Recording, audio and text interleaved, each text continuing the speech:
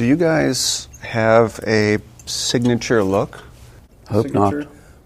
Or is that what you try to avoid? I'd like to be a chameleon, and we can do it all. That makes sense, right? Because I remember when I was going to film school, I'd be like, oh, I like so-and-so's look. I'm going to try to make everything look like them, you know what I mean? So, but are there any signature telltale things that you always do that you can kind of tell, that's a Goldblatt film? Or Rodney's shooting that, no?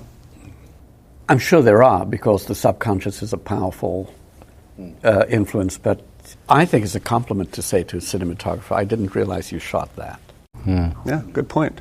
Because the transparent window into the world of the story is the highest compliment to a cinematographer and an editor and an actor and a soundman and a director. The fact that falls away and you are entranced or horrified or whatever, but it doesn't become a self-promotion. And that the script, the narrative is all. These are the most interesting questions in making a film, and they're the most interesting question to anybody who's coming into film. Why do you want to shoot this? How are you going to shoot this? And then, of course, the other questions, when and how much. You know? Now, this is interesting because we, I'm sure, have been judged on our demo reels. Well, you know, she doesn't have a huge visual effects, or he doesn't have a Western or whatever. Now, as cinematographers, we relish the opportunity to learn a new genre, to do our research with the production designer and director. But now what's happening, I don't know if it's happened to you all, when I did the Red movie, has she shot the Red? And then I had to talk to the producers who own the camera. So gear is starting to It's incredible, and that's bizarre. I mean, I remember I went up for something. Fortunately, I had used the Genesis, but it was like, has she used the Genesis? I was like, who cares? Yes, I have, but if I hadn't, I would learn it. It's a tool, So it's a very strange. Any similar experiences?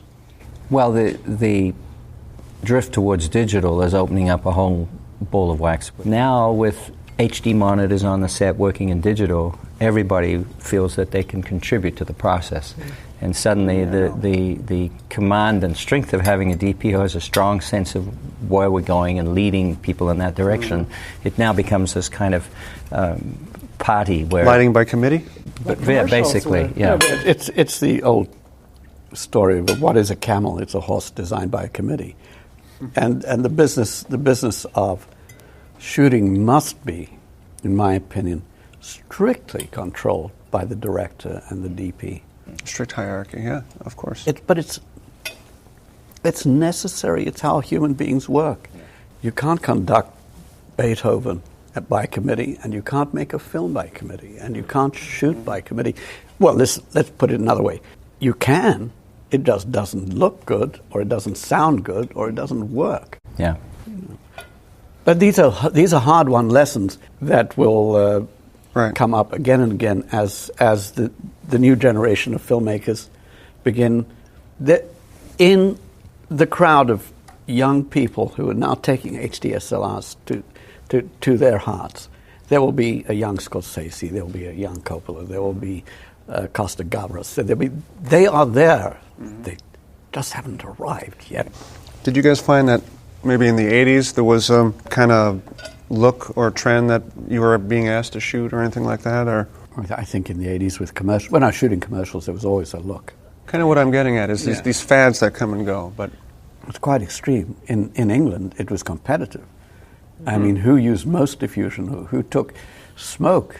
Who took smoke to the edge of invisibility and got away with it? That was a lot of fun. I mean, but bear in mind that British film had been lit with hard light and multiple shadows, and this was considered good. But then things changed.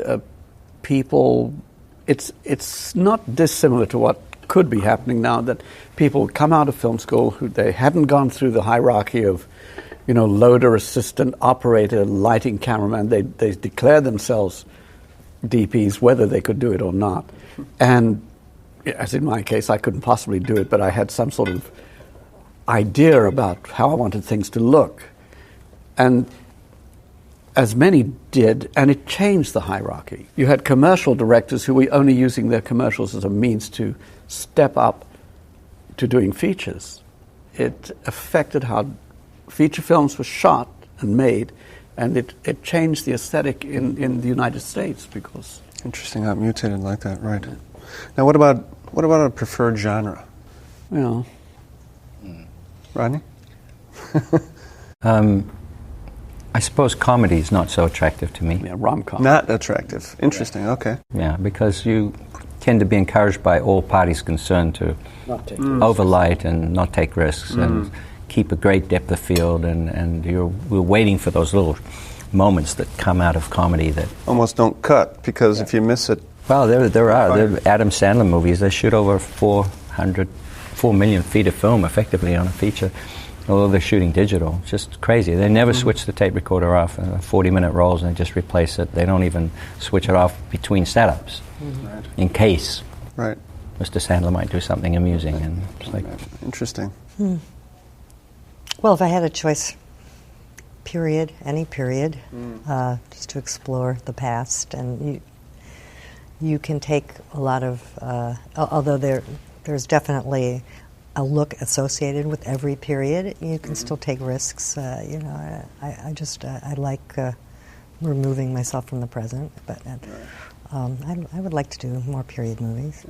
If they make them. Yeah, well, But they will again. And yeah, these things come and go, you're right. but it's the same thing. It's a romantic comedy frequently involves such compromise in the lighting. that's right. Now but that's also fine because people are paying their money to see those people, and so you're being presumptuous to think that you're any better than them. You're not. That's the nature of the beast. If you take it on, that's what you must do. Right. But if you ask me or any of us what we want to do, we don't want to do that either. Right. Now, in Julia, did you find that you had to compromise? I thought it looked beautiful, but that's sort of a romantic comedy, wouldn't you say? It's romantic and it's funny, but... Not a romantic comedy, true. But I didn't have to compromise. I had to do what I thought was right for the story, and I didn't have any feeling that I was being forced into that sort of compromise. Now, what about on 24? 24 was wonderfully industrially dark and brooding and about terrorism. Did you do what you want? Basically, yes. And our different sets evolved into their different feelings. We were industrial present, so the lighting and the technology that you would expect to see was part of what we had to embrace.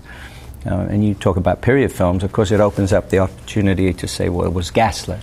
Right. Or it was firelight, it was 10,000 years ago, and suddenly, great bounce units with flickering multi-head lamps, and so there are all kinds of things that can take you in another direction emotionally and allow for some variety in life, Now, but what about some of these new technologies creeping in? What do you have in your little bag of tricks that you might want to share for some of these things? Well, we embraced LEDs about 8 or 9 years ago when the first small bricks came out, and because we were working in an environment where there were monitors, considerable number of them, and people were always at instrumentation and so on, you could hide these down there and just do interesting things to help.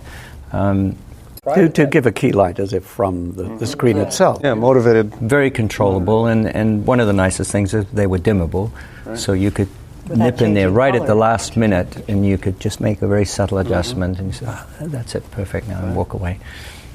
We found those tremendous help. Most of our key lighting over the years was done with chimeras like this, but with honeycomb grids, which of course the still fashion photographers utilized extensively to control the actual spread of a soft light.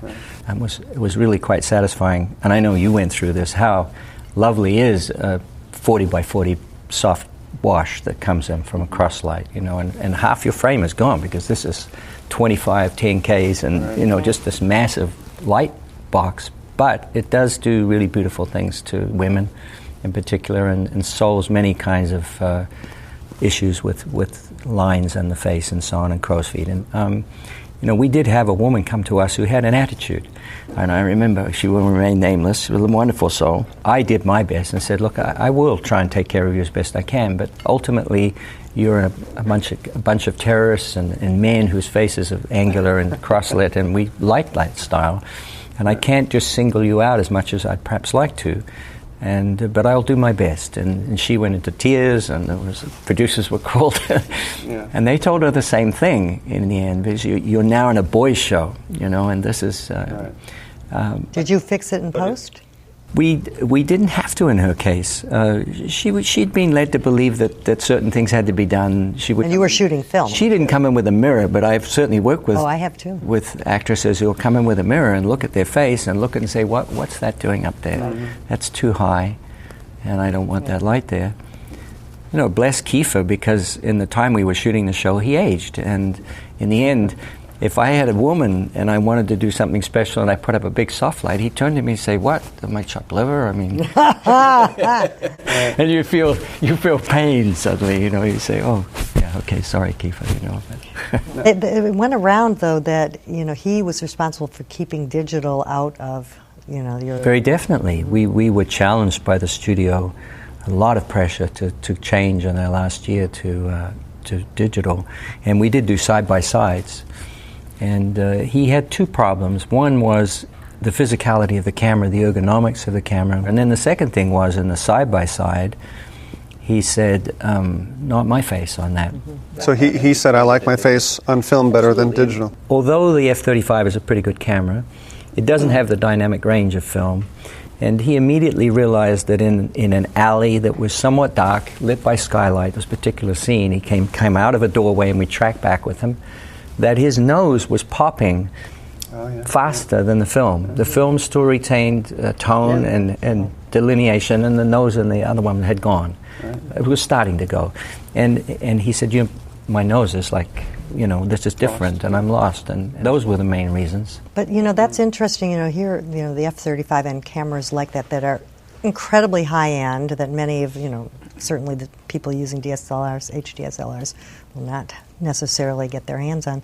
Still, the dynamic range is compromised, and people are having to spend more money in post to try to fix that. You can never get your highlights back. No, and immediately we do a lot of interior day shooting there's an exterior that you need to read. Right. And on film, I could shoot it. I just shot it. And if I wanted to push an 18K through the window to augment what was happening inside, it was fine. The moment you went to the digital, it had gone. Now I have to gel. Right, more money. The astonishing thing about film and what Kodak has really done is that they've beat back the digital wave by improving film. I mean, film is now at a state of such development. It's so beautiful. It has such extraordinary latitude. And although, I've had a producer say, well, why don't you shoot this night exterior digitally? I say, yeah, we can shoot it digitally, but the thing is, at around midnight in New York, they're going to switch the lights off. That's right. And then the bridge will disappear, and we haven't lit anything, and you've only got half the scene. But if we light it, we'll do the scene in one night, not in two. Work it out. I try not to get too excited about it, but I'm trying to see that there are ways of shooting that. Right. And also people are short-sighted, I find, in what was left of the independent film. They're looking at the production costs, and they are not taking account of all the post workflows and digital, color correction when we do our DIs. And definitely that Red movie, I almost took twice as long in the DI. That's a big difference.